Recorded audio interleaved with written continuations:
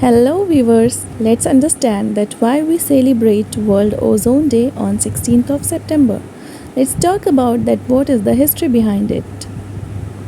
International Day for the Preservation of the Ozone Layer is celebrated on September 16th, designed by the United Nations General Assembly. This designation had been made on December 19, 2000 in commemoration of the date in 1987 on which nations signed the Montreal Protocol on substances that deplete the ozone layer. Now here is arise a question that what is Montreal Protocol? So let's understand.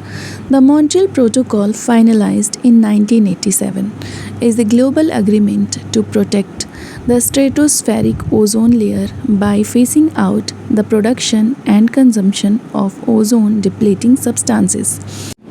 ODs are substances that were commonly used in products such as refrigerators, air conditioners, fire extinguishers, and aerosols.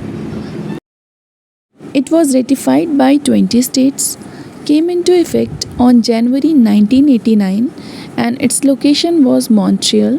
It was signed on 16 September 1987, and the signatories were 46. Now we should know that who have discovered the ozone layer. It all goes back to the discovery of the ozone layer by Professor Jordan Dobson of Oxford University in 1957. This event triggered more research and study about the ozone layer, and soon in the 1970s scientists spotted hole in it. The depletion of the ozone layer proved fatal than imagined. Ozone depletion not only allowed easy access to the harmful UV rays but also brought in hazardous diseases like skin cancer and cataract. In addition to this, it also caused disbalance in the food chain and life cycle of green plants. Now we should know the causes of the ozone depletion. The cause of the ozone depletion lies in the heart of human activities. The chief chemicals which erode the ozone layer are chlorofluorocarbons, carbon tetrachloride, hydrochlorofluorocarbons, and methyl chloroform. As we all taught in elementary schools, the air conditioners and refrigerators are the biggest emitters of such gases. These gases are collectively known as ozone depleting gases ODSS. As we all know that prevention is better than cure. So that's why to prevent the erosion of the ozone layer, United Nations conducted the Vienna Convention on 22nd March 1985. The protection of the ozone layer was adopted and signed by 28 countries during the convention. It was then decided that proper measures shall be undertaken to preserve the ozone layer. The drafting of the Montreal Protocol proceeded to identify the substances that deplete the ozone layer and fight it at the grassroots level. The protocol thus became the conventional procedure that deplete the ozone layer and fight it at the grassroots level. The protocol thus became the conventional procedure that is observed by its members.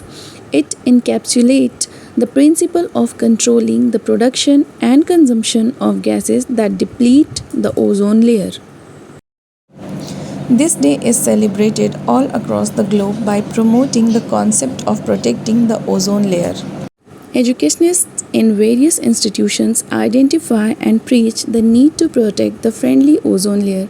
Some of the preventive measures which are recommended all around the year include planting more trees, preventing excessive smoke emissions from factories and motor vehicles, also check the number of CFCs in the atmosphere. It also suggested not to burn plastic and rubber tires amongst many other preventive measures. Now I am going to ask one very important question, that what is Kigali Agreement? Okay, so let's understand that what is Kigali Agreement. In the 28th meeting of the members of the Montreal Protocol on 15th of October 2016, the members agreed to cut down the use of hydrochlorofluorocarbon on a large scale. Now let's understand that what are the improvements of these steps. The notable improvement in filling the whole of the ozone layer continues to motivate the global village to be persistent with its efforts. Part of the ozone layer have healed at the rate of 1 to 3% decade since 2000 according to the most recent assessment of ozone layer in 2018. Such a promising rate predicts the healing of the ozone layer around the northern hemisphere and mid latitudes by the 2020s. The southern hemisphere will follow by the 2050s and the polar region by the 2060s. As we all know that ozone is a molecule composed of three oxygen atoms and it is presented in a gaseous form in the atmosphere, specifically located in and extended throughout the stratosphere. Did you know that the ozone layer is essential for life to exist? Its molecules acts as a shield protecting us from solar radiation. When the radiation reaches the ozone layer, it passes through the ozone molecules and these are responsible for returning part of radiation back to space. In this way, the radiation that reaches us is minimized. We are continuously talking about that there are many holes in the ozone layer, so we should know that what are the holes that present in the ozone layer. It is a hole that allows the entry of large amounts of ultraviolet light and it is located at the poles on the Arctic continent and the Arctic Ocean, being especially large during the spring of both hemisphere and resulting in longer summer seasons. Hello, don't be lazy. Now it's time to know why is the hole in the ozone layer harmful. Although this hole is due to the natural fluctuation of ozone in the atmosphere, it also caused by human activities which emits gases that end up in the stratosphere and degrade the ozone molecules, increasing the size and effects of this hole in the ozone layer.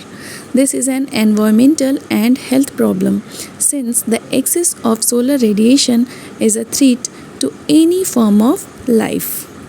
Now it's time to take a pledge that we have to follow the 5 ways to protect the ozone layer.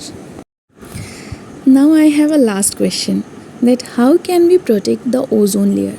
So let's understand.